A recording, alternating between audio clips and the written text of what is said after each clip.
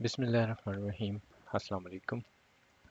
Service costing किस तरह से डिफरेंट है प्रोडक्ट कॉस्टिंग से और जॉब कॉस्टिंग से। सो इस 2.2 इसके ऊपर अब हम बात करते हैं ज़रा ना। यहाँ पे ये चीज़ ध्यान में रखें कि हम सर्विस कॉस्टिंग को कंपेयर कर रहे हैं प्रोडक्ट कॉस्टिंग और जॉब कॉस्टिंग दोनों के साथ। तो मेन एरिया जिसके ऊपर हम बात कर रहे हैं that is actually service costing. So service costing में जैसे अभी हम अब जितनी डिटेल आप पढ़ चुके हो अब आपको ये चीज़ पता होनी चाहिए, क्योंकि प्रोडक्शन तो आप कर नहीं रहे, इसलिए कोई प्रोडक्शन ओवरहेड्स नहीं होते इसमें। जबकि प्रोडक्ट बनाते वक्त या जॉब कॉस्टिंग करते हुए आप कोई प्रोडक्ट बना रहे होते हैं तो इसलिए उसमें प्रोडक्शन ओवरहेड्स होते हैं, यहाँ पे नहीं होते। यहाँ पे मटेरियल कॉस्ट भी बिल्कुल नहीं होती, there is negligible material cost. और आपने कस्टमर को चूँकि एक सर्विस प्रोवाइड करनी है, कोई टेंजिबल चीज़ नहीं होती है। हाँ, अलबत्ता जो कॉस्ट सबसे ज़्यादा इनकर होती है वो डायरेक्ट लेबर कॉस्ट है। तो डायरेक्ट लेबर चूँकि ज़ाहिर सी बात है ह्यूमन स्किल इंटेंसिव काम है ये, तो इसलिए लेबर कॉस्ट तो डेफिनेटली ज़्यादा होगी ही इस सर्विस कॉस्टिंग की दुनिया में। हाँ, जो प्रोडक्शन ओवरहेड्स नहीं है लेकिन जनरल ओवरहेड्स ज़्यादा हो सकते हैं। ज़ाहिर है आपका ऑफिस होगा जहाँ कोई आपकी फैसिलिटी होगी जहाँ से आप वो सर्विसेज रेंडर कर रहे होंगे, तो जनरल ओवरहेड्स ज़्यादा हो सकते हैं।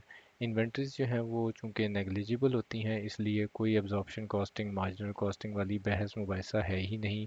मैनेजमेंट को अपनी इंफॉर्मेशन पर्पसेस के लिए कोई इस किस्म की कॉस्टिंग के बकेड़ों में पड़ने की ज़रूरत नहीं है ना। जो अब सबसे इम्पोर्टेंट बात और सबसे इंटरेस्टिंग बात जिसको आपने इन डेप्थ अंडरस्टैंड करना है वो ये है कि अगर ऑल चूँकि सर्विसेज हमने कहा कि ये होमोजीनियस नहीं होती, आप एक डिफरेंट सर्विस हो सकता है कि अपने डिफरेंट कस्टमर को प्रोवाइड कर रहे हों।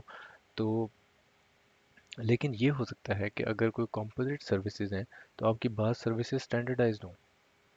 ठीक है, अब जो हम बात करने लगे हैं वो ये करने लगे हैं कि अगर आपकी कोई कॉम्पोजिट सर्विसेज हैं और आप जो है वो कोई बात सर्विसेज के लिए आप अलहदा से कॉस्टिंग अलहदा से डिटरमिन कर लेते हैं, तो फिर हो सकता है कि बात सर्विसेज के लिए आप जॉब कॉस्टिंग का इस्तेमाल कर रहे हैं। ठीक है, फॉर एग्जांपल एक हॉस्पिटल में अगर एक पेशेंट का ट्रीटमेंट किया जाना है, तो फिर वहाँ पे आप को पहले से ये मालूम हो सकता है कि यार एक एक्सरे की कॉस्ट कितनी होगी, वो स्टैंडर्डाइज्ड कॉस्ट हो सकती है। या एक लैब टेस्ट की कॉस्ट कितनी होगी वो अलग से हो सकती है। लेकिन उस कस्टमर के ट्रीटमेंट पे कितना कॉस्ट आना है ये डिटरमिन इन एडवांस नहीं किया जा सकता है। So what I repeat what I am saying कि आप अगर कंपोजिट सर्विसेज प्रोवाइड कर रहे हैं, यानी एक पेशेंट हॉस्पिटल में आ रहा है और आपने अभी उसका एक्सरे करना है, ब्लड टेस्ट करना है, ईसीजी करना है और उसके बाद उसका ट्रीटमेंट का फैसला करना है, तो अब ये जितने भी कंपोनेंट्स हैं, ये स्टेप्स हैं, इनकी स्टैंडर्ड जॉब कॉस्टिंग हो सकती है। ठीक है, लेकिन जो टोटल में है वो फिर डिपेंड करेगा कि उसने कौन कौन सी सर्विसेज आपकी इस्तेमाल कर ली, या कौन कौन से एरिया में आपने उसको कोई जॉब कॉस्टिंग की बेस के ऊपर कोई जो है वो चार्ज करना है। तो ये सारा फिर डिपेंड करेगा।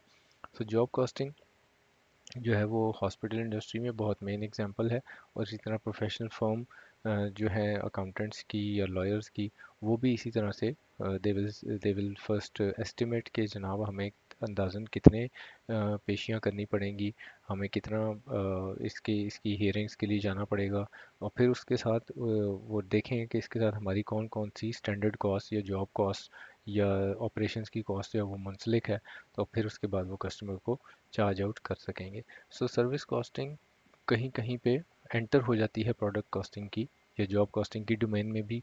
डिपेंड करता है कि आप किस तरह का काम कर रहे हैं। सो वी कैन से कि there are not specific defined concrete border lines कि अगर आप सर्विस कॉस्टिंग कर रहे हैं तो अब जॉब कॉस्टिंग का रोल आएगा ही नहीं कहीं पे। बिल्कुल आ सकता है, क्योंकि अगर काम ऐसा है तो हो सकता है कि आपको सर्विस प्रोवाइड करते हुए बाज़ जगह पे जॉब कॉस्टिंग का सहारा लेना पड़े, बाज़ जगह पे ऑपरेशंस की कॉस्टिंग जो है वो शामिल करनी पड़े और फिर कस्टमर को आप चार्ज आउट करें। So that's how it is. यहाँ तक आपका कोई सवाल होगा तो फिर हम उसके ऊपर बात करेंगे। Thank you very much, take care.